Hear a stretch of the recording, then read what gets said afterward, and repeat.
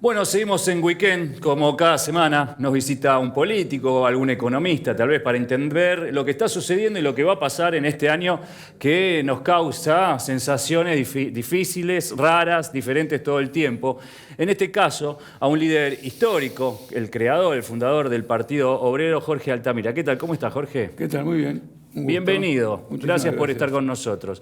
Bueno, primero corresponde preguntarle por su partido y por la alianza que presentaron para el electorado.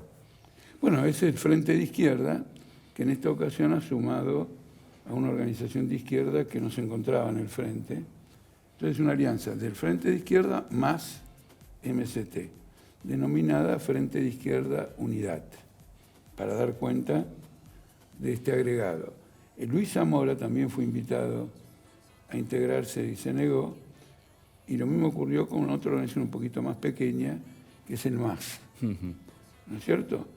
Pero, digamos, esta es la presentación electoral del Frente de Izquierda en estas elecciones. Bueno, es lo que se pide, ¿no? También que la izquierda se junte, no sé si ayorne, porque tal vez le digo la palabra ayornar y usted se puede enojar. No, ocurre lo siguiente, yo me enojaría, no me voy a enojar en una discusión política, hay que reflexionar. La gente no se da cuenta, los críticos, no la gente, que nosotros somos la fuerza más ayornada. Yo quisiera ver de todos los que compiten si han dado alguna explicación de la crisis económica mundial y del enfrentamiento de China con Estados Unidos que le quedamos nosotros. Ninguno lo ha hecho. Tal vez alguno no se haga cargo y lo deje como un tema lejano, ¿no? Bueno, sí, pero además tienen que reflexionar sobre el desbarajuste del régimen social que defienden. Entonces ya el psicoanálisis demostró que cuando uno tiene que reflexionar sobre sí mismo, es menos inteligente que cuando tiene que dar una opinión sobre el otro. ¿Está claro? Está claro. Entonces, en general, los economistas, los políticos que defienden el capitalismo, procuran no ir muy lejos, y no tienen tampoco la capacidad de ir muy lejos en una crítica, porque entonces descubrirían, digamos, la mortalidad del sistema. Que algunos, 1, 2 o 3 economistas importantes en el exterior lo han dicho. El día que estalló ese famoso banco Lehman Brothers, sí, el comentario es: hoy se hunde el capitalismo si no actuamos. Bueno, y actuó Estados Unidos. Actuó, pero lo interesante, ¿cómo no?, es que ellos dijeron tenemos que actuar frente a la posibilidad de que se hunda. Porque hay gente que me dice, bueno, pero no se hundió. No es el punto. Hay estados, recursos, después vamos a ver. Pero ellos lo vieron como una operación en que tenían que salvar un sistema, no simplemente esta empresa importante, el salario de el comercio exterior. Bueno, entonces realmente pienso que somos los más ayornados. Ahora, no reivindico el ayornamiento porque es abstracto, es vacío de contenido. Eso se tiene que traducir en una política más clara. Ahora, ¿se puede entender un mundo sin capitalismo? Estamos hablando de la Unión Soviética, ha caído, ¿sí? Yo entiendo tal vez por corrupción, porque el sistema económico colapsó. Tenemos un ejemplo como el de Cuba, y después nos vamos a China, que tal vez yo estuve y parece más capitalista que... Usted me hace una pregunta que es muy compleja en pocos minutos, ¿no? Si le contesto bien y en los segundos que usted me está ofreciendo va a ser fantástico. La tentativa de transformar el capitalismo no puede salir bien la primera vez. Es decir, esto no es nos entrenamos hoy y jugamos contra Brasil mañana. La clase obrera tiene que acumular una experiencia histórica. Los que iniciaron el proceso revolucionario mundial, cuando lo iniciaron, dijeron cuáles eran sus límites. Si este proceso que ha debutado aquí no alcanza dimensión internacional, sucumbimos ante la fuerza del mercado mundial. ¿Se entiende o no? Sí, por supuesto. De un modo más largo, más corto, etc. ¿Qué es el mercado mundial? Porque la palabra mercado se usa todo el tiempo. Es la reunión de todas las fuerzas productivas de la humanidad que se han desarrollado hasta hoy bajo una forma capitalista. ¿Está claro o no? Sí. Es decir, es la concentración de los recursos acumulados por la historia frente a una tentativa. Entonces, esos revolucionarios decían, bueno, si la revolución se extiende, ¿pero a dónde? A los países que tienen la sartén por el mango. En aquel caso, por ejemplo, Alemania era significativo. Vamos a la construcción del socialismo, porque el socialismo solo puede funcionar como un nuevo sistema internacional. Está bien. No puede funcionar como un sistema nacional. Ni aislado. Exactamente. La palabra sería aislado o como un sistema nacional. Entonces estamos viendo esta experiencia histórica. Ahora, lo que es irrefutable es que con la tecnología que se ha desarrollado, hoy tenemos 1.000 millones de personas que ganan $1 por mes. Hoy tenemos desocupación en masa. Hoy tenemos una ociosidad de recursos productivos fabulosos. Y en particular en este momento en la Argentina. En Argentina muy fuerte, pero es internacional. La tasa de inversión en el mundo raya lo negativo. Esto es como un capitalismo que no invierte. No, hoy es un capitalismo financiero. Bueno, pero un capitalismo que no invierte es una contradicción en términos. Sí, eso sí. ¿Está claro o no? Ahorro, inversión. No, pues si no invertís, no sabés qué es el capitalismo. El capitalismo, tengo 10 y hago 20. Sí. Tengo 20 y hago 40. Ahora, si no invertís para hacer todo eso, salvo en algunos nichos, porque lógicamente nada es homogéneo, fenómeno.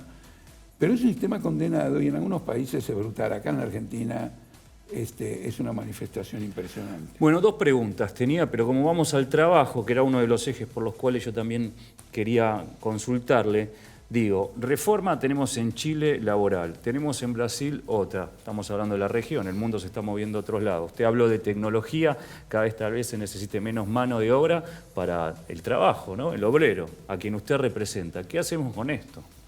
Bueno, en primer lugar, la primera anomalía. Se supone que un incremento de la tecnología eleva fabulosamente la productividad del trabajo. Y la remuneración del trabajo está cayendo. Es impresionante. Es decir, a ver, ¿por qué quiero revolucionar la productividad del trabajo? Para alcanzar estándares de vida mejores. Sí, seguro. No, los estándares de vida caen. Porque esa productividad del trabajo, el capitalismo luego no logra realizarlo en el mercado. Quiero decir, lo que logra producir en una escala infinitamente mayor, con menos obreros, luego no puede venderlo. Entonces usted tiene una contradicción mortal. Es un sistema que funciona por medio de la venta de lo que produce y hay un proceso de acumulación. Pero no lo puede vender. Entonces usted tiene un fenómeno de acá, los economistas de acá son reberretas, todos. Dicen, Argentina es el único país del mundo que tiene inflación. La inflación ha desaparecido de la humanidad. Papito, la inflación desapareció de la humanidad porque no pueden vender. Estamos en un periodo deflacionario que expresa que lo que se produce es mucho mayor que la capacidad de consumir o absorber o demandar eso. ¿Está claro? Esto es una manifestación de una enfermedad mortal. Un médico diría rápido a terapia intensiva. Entonces, esta deflación de la que se jacta tanta gente es una manifestación de esta crisis.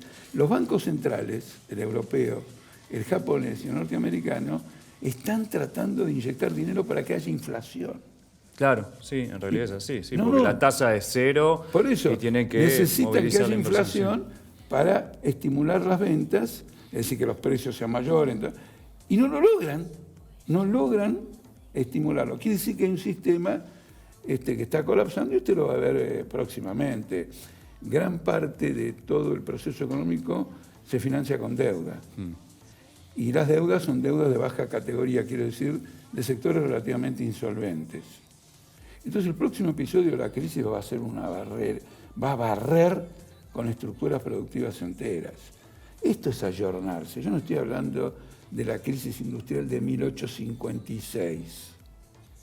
Estoy hablando de la próxima y de cómo se va desenvolviendo. Esto es tener una visión moderna y no tragarse esta historia de Pichetto. Bueno, ahora que... Bueno, eso también quería preguntarle. Usted, político de años, conoce la arena, conoce los nombres. ¿Para dónde se corre el macrismo? ¿Cuál es su interpretación? Y el cristinismo o el kirchnerismo, ¿hacia dónde se ha corrido también, no? Mire, yo le voy a dar una interpretación que está funcionando para mí fantástico, entonces la defiendo. El régimen político de Argentina no va más, está quebrado y no lo salva nadie. Y la expresión de eso es que los dos bloques principales han tenido que variar su método de trabajo. Más que no puede gobernar más. Entonces se llama al peronismo. Con Pichetto no alcanza. Con Pichetto no pasa nada, es un verso. Pero Pichetto puede estar indicando que después de las PASO, o en algún momento, Macri va a anunciar que va a gobernar con el peronismo. Y Pichetto es la primera manifestación.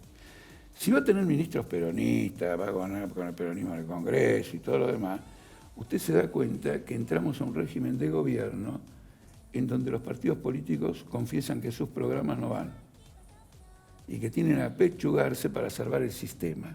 Es muy llamativo, Pichetto en una entrevista que le hicieron en La Nación, TV, sí, planteó esto, nos están amenazando el sistema.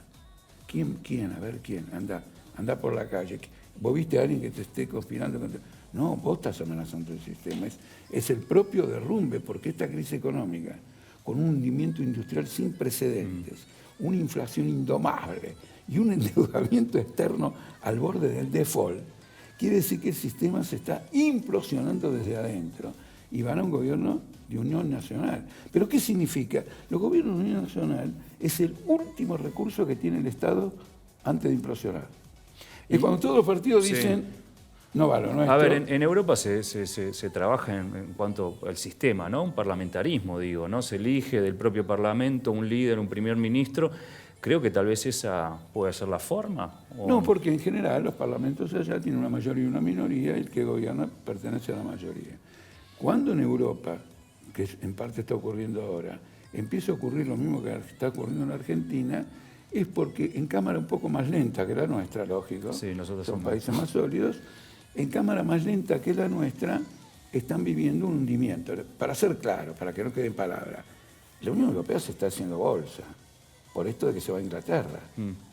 Eso es un golpe mortal, va a afectar enormemente a Alemania.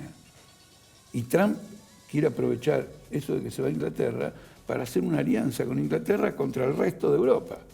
Entonces se están apechugando el gobierno de Unión Nacional y les aparece una oposición que no entra en eso, que en el caso de Alemania son los nuevos fascistas o los nuevos nazis. Sí. Pero podrá ocurrir, según como marcha los acontecimientos, que aparezca una izquierda poderosa, como ocurre, por ejemplo, en otros países de Europa. Por ejemplo, la misma Inglaterra, el Partido Laborista, etc. Pero quiero ir en síntesis a esto. Lo que tenemos acá es el hundimiento de un sistema, y esto que aparece como una inteligente movida de Macri, es el reconocimiento de que todo el macrismo no puede gobernar de ninguna forma. Lo demostró en la práctica durante 4 años y ahora lo confiesa públicamente diciendo, peronistas, vengan a gobernar con nosotros. Del otro lado, Cristina Kirchner, que es la líder y todo lo demás, se corre para atrás y le dice a todo el mundo, mire, me corro para atrás para que vengan todos ustedes a gobernar con nosotros. Es la confesión del sistema de que el sistema no va más.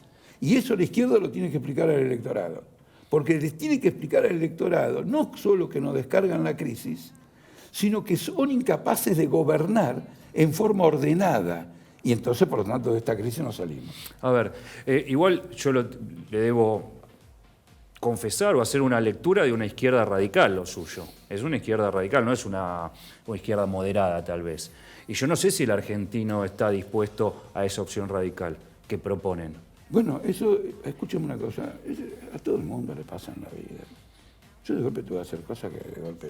No quiere. No, nunca pensé que le iba a tener que hacer.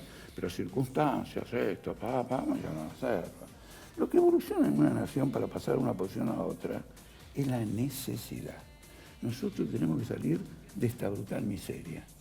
Si los 44 millones de argentinos ven que este no me saca de la miseria, este no me saca de la miseria, y estos radicales que somos nosotros,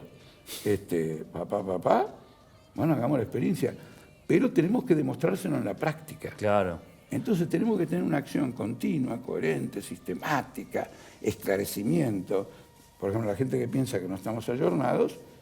Hablarle. No, quiero decir, encarar el tema y mostrar todo esto. A esto y todo lo demás.